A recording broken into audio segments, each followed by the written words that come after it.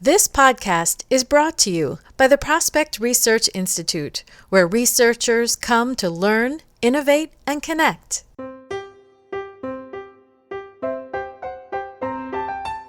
I would be very explicit in the steps I had already taken and the information that I was able to gather so far and ask, is this on track for what you need? What else would make this useful for you? Welcome to Prospect Research Chat Bites, a podcast by and for prospect research professionals. I'm Jennifer Filla. Today, I'm talking with Cathy Ogur, Associate Director, Venture Lab at the Wharton School of the University of Pennsylvania. Hello, Cathy. Thank you for joining me today on Chat Bites. Thank you so much for having me, Jen. I have so many questions for you today, but before we dive into library sciences and all of that, would you be willing to share a little bit about your career journey so far and something about what you're doing now? Because it sounds so interesting. I'd love to.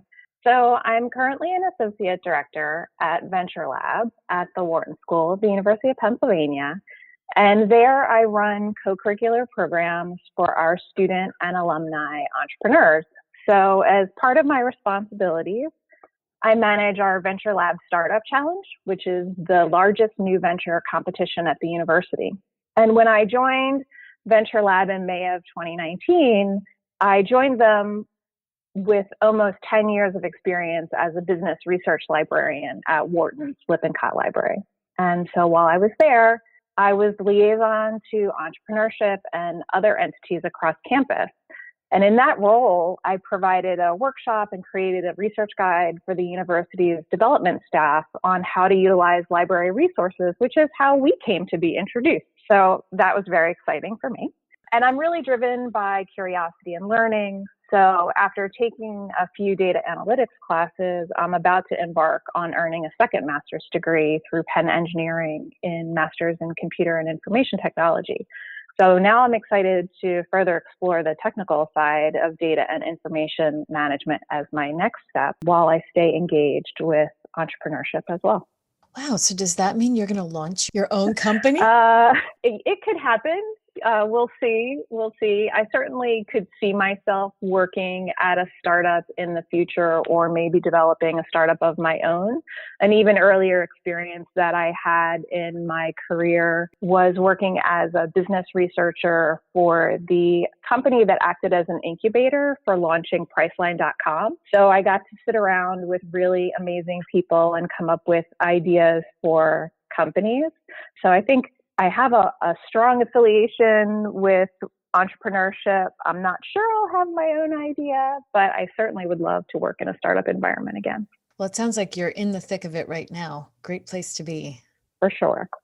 So since you were a librarian for such a long time, I'm wondering if you have any stories you can share about how that training that you got to be a librarian really saved the day with a patron who came to you asking for help. I have a lot of stories I could tell for sure. But I do have one that really stands out as something that I did fairly recently. And so as a librarian, I worked with entrepreneurs and other groups across campus, but I really love working with entrepreneurs. And so one day I got an email from a student and they were telling me they were having trouble accessing a database. And so sometimes when people come to you with their initial questions, it's not really what they're looking for. And as a librarian, you have to be able to analyze the information they're sharing and try to ask the right questions to really get at what they need. And so after emailing back and forth with the student a few times, it turned out the main issue really wasn't that he was having trouble getting into a database. The real issue was that he was looking for a manufacturer of a certain compression sock brand because he was interested in engaging with that manufacturer so that they could make compression socks for his startup. So that's a very different question. So after going back and forth with him and asking questions, I was able to use my research skills and go to actually Alibaba, which is an open website where you can look for suppliers and manufacturers. And we literally found the actual manufacturer of a certain sock brand that he was interested in having make his sock brand, to the point where Alibaba even had a video of the socks rolling off the production line, which was pretty funny. And we were able to get the contact information, and he engaged that manufacturer. And I actually now even have several pairs of the compression socks that are affiliated with his brand, that were all because I was able to move past that initial question of, I can't access this database, to actually find the information he needed. So that's one of my favorite recent Save the Day stories. That's a fabulous story. I love it. Do you have those socks like in one of those frames on your wall? I don't. I actually wear them. That's even They're better. fantastic socks. Yeah, they're fantastic. I used to actually run marathons, and so compression socks were always part of recovery. So when I first got the socks from him, I thought, oh, this is great. I can wear these after long races. I'm not running as much as I used to, but they're fantastic when like your legs are tired, or if you have a long flight, which obviously we don't right now, but at some point again, we'll all be traveling, and they're really great socks. And they come in fabulous colors. And I love being able to support our student entrepreneurs. That's wonderful. That's a wonderful story. Now, he came to you with sort of a false question, but has there ever been a time, especially maybe early on when you were a librarian, where you made some kind of false assumption or you had some kind of miscommunication with a patron? Like you thought they were asking for one thing, but you didn't follow up with the right questions, something like that. Yeah, I mean, that definitely happened. I think those experiences don't stick as much in my mind because I tend to, in that drive to want to be helpful, I know it's an iterative process. And so even though I might make a false assumption or have a misstep in the research, it's really about the process of asking the questions and continuing down that line of finding the information the person needs. So those actually don't stick as much in my mind.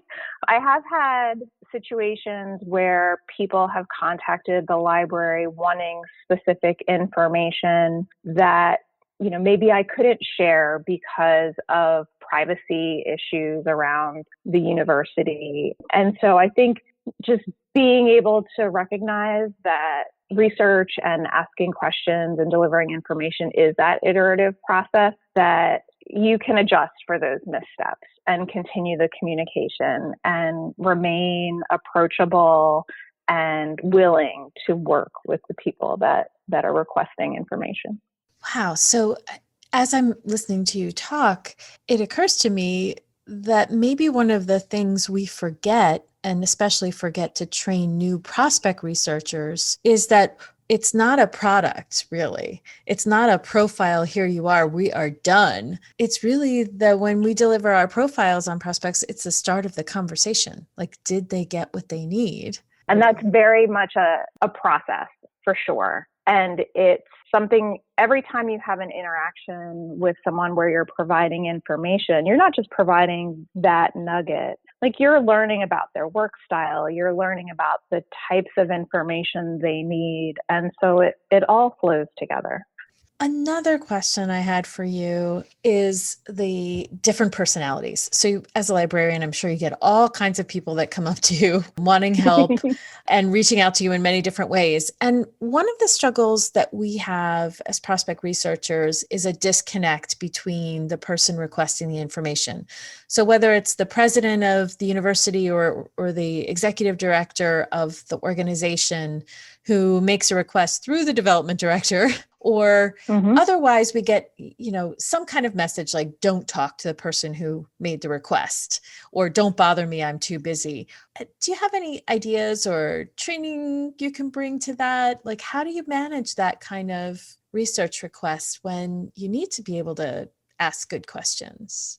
Yeah, it's a hard situation to deal with. And the similarities between doing prospect research and library research have so many similarities.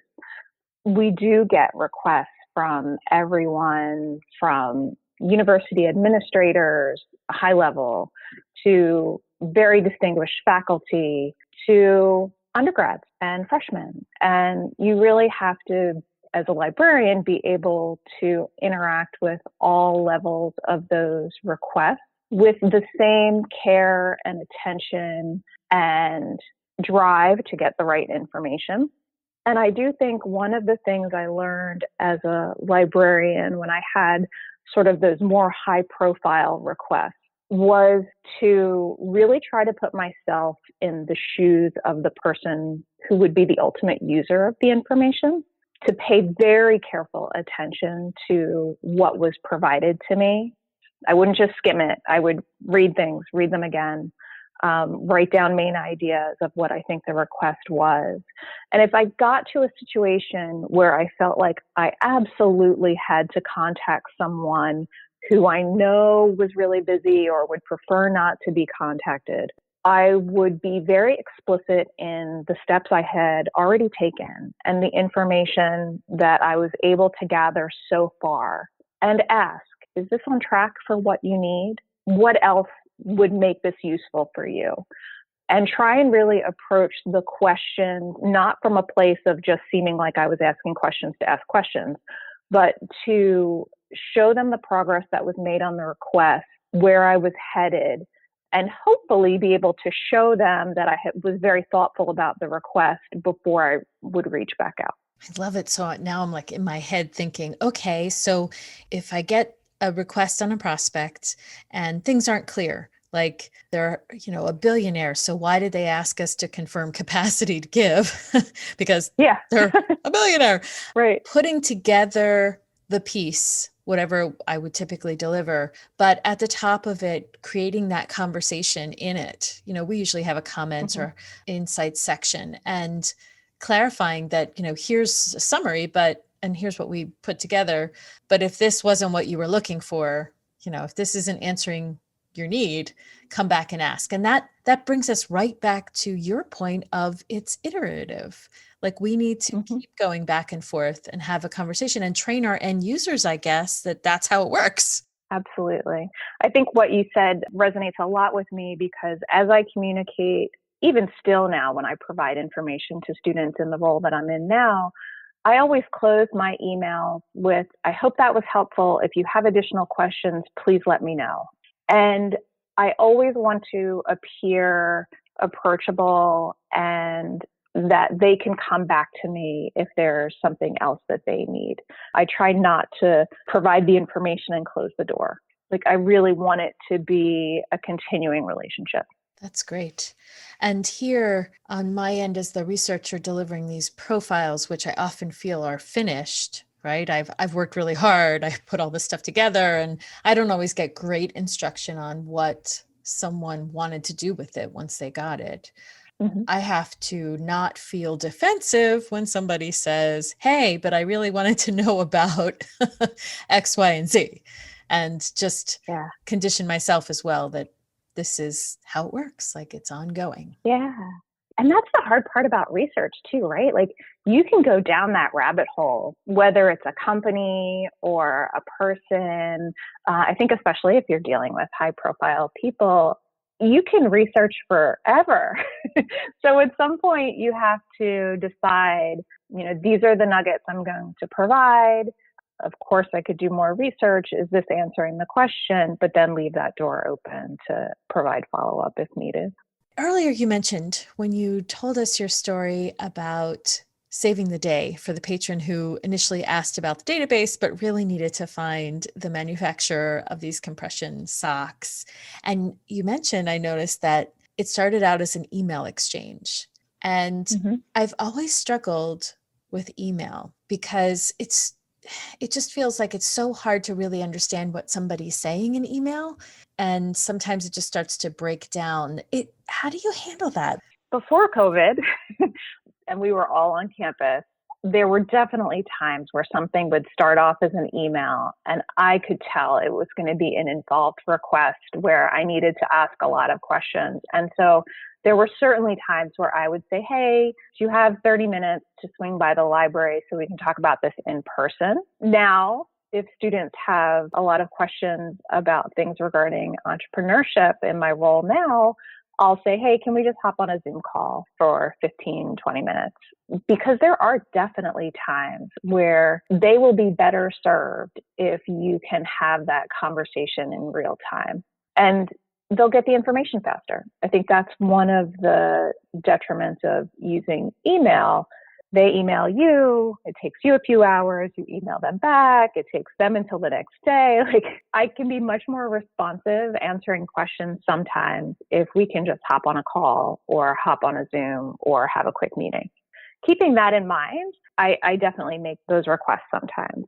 But it is hard. It is hard, for sure. How has that gone? What has your response been when you've said, let's hop on a Zoom call quickly?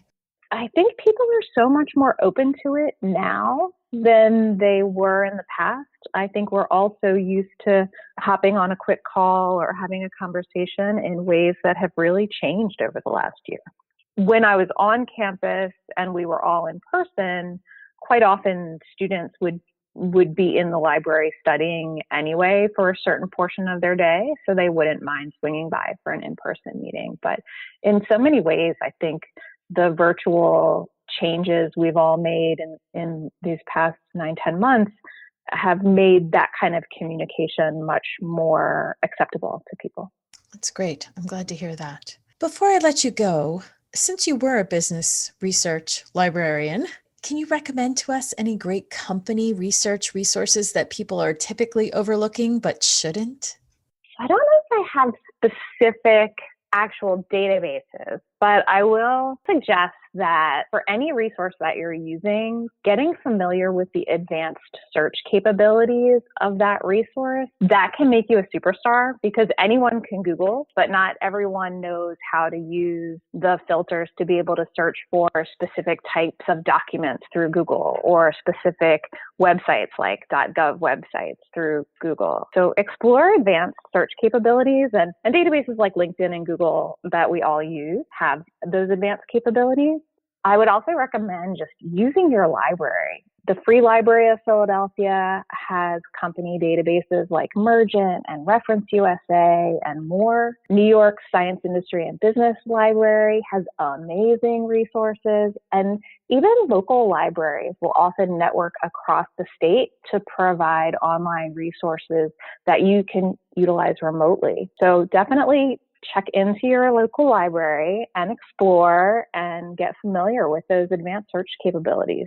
That is great advice. And when I first moved to Florida, I actually purchased, I think it was $100, a library card with Philadelphia because they had all these wonderful databases. So I was able to access them online. Not everything, but it was really helpful. That's great advice. And of course, right? And the library. Yeah. And spending that $100 to get that library card was way more affordable than you're trying to get subscriptions to all those databases. So great aspect of being able to benefit from the library.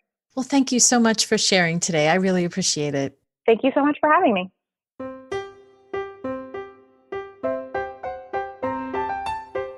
That was Cathy Ogur, Associate Director, Venture Lab at the Wharton School of the University of Pennsylvania.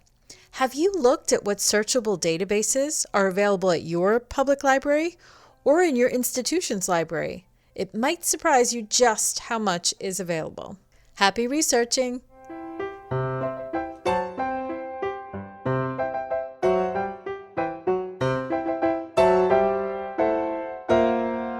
Hey, if you enjoyed listening to this podcast, you have to come check out the Prospect Research Institute's learning community.